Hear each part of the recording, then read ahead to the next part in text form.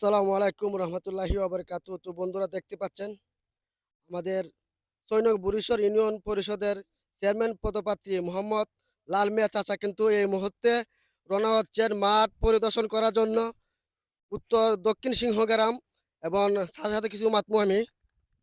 আমরা কই যাইতাছি? আসসালামু আলাইকুম। করুণাময় অতিথিদের শুরু করেছি আল্লাহর নামে।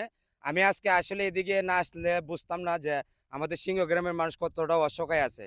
আমাদের সিংহগ্রাম এবং শ্রীগড় এর মধ্যস্থলে এই যে রাস্তাটা দেখছেন, এই রাস্তাটা এই খালটা এটা হলো শ্রীগড়, এটা হলো শ্রীগড় আর এটা হলো সিংহগ্রাম। তো সিংহগ্রামটা কিন্তু আমাদের একটা ইউনিয়নের একটি অংশ। এই অংশ হিসাবে আমি চাচ্ছিলাম গাড়িতে যাইতাম, কিন্তু গাড়িতে গেলে দেখা যাচ্ছে নাসিরনগর ঘুরে প্রায় ২ ঘন্টা সময় বেশি লাগবে।